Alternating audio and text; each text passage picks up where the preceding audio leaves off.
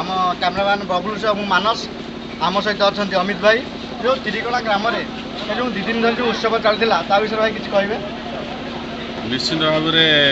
यहाँ आमर गौरवर कथा तिरिकणा गाँव में माँ रत्नचूड़ी एत वर्ष पर आम गोटे नुआ मंदिर जहाँ आम अनुष्ठान तरफ गोटे नुआ मंदिर खोला जे आज माँ आविर्भाव कले पुराना मंदिर छाड़ी नुआ मंदिर माँ आविर्भाव कले ये गाँ लोग बहुत उत्साहित अच्छा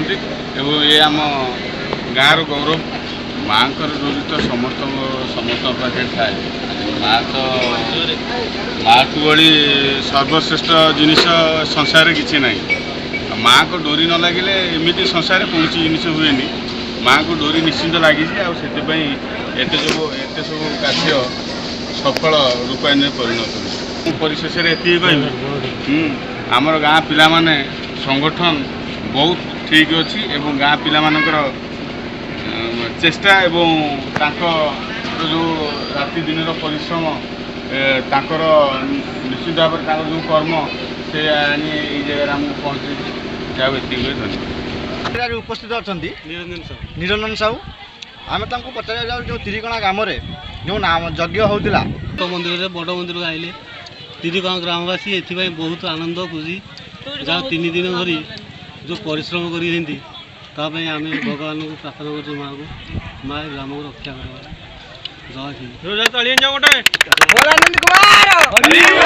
बहुत खुशी अच्छी मुझे खुशी अच्छी गाँव ग्रामवासी समस्त खुशी अच्छा परिवार और बंधुजन ग्रामवासी घर को बहुत खुशी यात्राटा संपूर्ण है मंदिर प्रतिष्ठा कार्य बहुत खुशी आनंद जहाँ को लगे सी जाए डोरी निश्चिंत माँ को अच्छी 100% ठीक धन्यवाद। आज थिला मंदिर उद्यापन दिवस ठाकुर माँ रत्नचूड़ी आज आम मंदिर को नूतन मंदिर प्रवेश कर आपण काम कला भितर माँ किसी स्मृति आपंकर अच्छी जे कि माँ आपन को किसी माने देखी माँ स्वतंत्र आपन को देखा किसी कथा कि स्मृति अच्छी निश्चिंत मुझे बहुत थर विषय निजे अनुभव कर माँ बहुत महिमा ये माँ रत्नचूड़ी बहुत महिमा आउ ये ग्रामवासी मैंने अधिक जानी माँ को खाली डाकिक आप जो कम भी जातु आप किसी चिंता करेंगे माँ को डाकिक जी देखिए आप काम निश्चित समापन हम यहाँ 100% ग्यारंटी। धन्यवाद आम सहित आमर देखी नाल बाबू थे धन्यवाद। तिरिकणा संगीत मंडली सुप्रसिद्ध गायक आम भाई को पचारू भाई आप 2 दिन है जो नामयज्ञ है माँ विघ्न स्थापन है पुराना मंदिर नुआ मंदिर को आसिले जो प्रतिष्ठा कार्यक्रम है 2 दिन जो यज्ञ कार्यक्रम है आपण जो नदिया संकीर्तन मंडली जो भाई मैंने थे कि आपमती उत्सव को आप सुचार रूप प्रथमत ग्रामवासी बंधु को समस्त धन्यवाद जनइबी जो बड़ सुंदर कार्यक्रम किंतु प्रथमत ये जिनस जो आरंभ है आम नदिया संकीर्तन हो कि जहाँ हो आम माँ रत्नचूड़ी संकीर्तन मंडली जो आम या माँ को नहीं कर प्रथम आम ये ग्रामवासी केमी मंगल कामना करवा से समस्त को आम माँ को निकट में प्रथम प्रार्थना करवा। तो ये जो 3 दिन कम को तुम पचारे तो तार कथा है आम ये जिनसा कहार समस्त तो बर्तमान मो निजस्व मत मुझे कहि मत बहुत खुशी लगे बहुत आनंद मत लगे जे एभली एक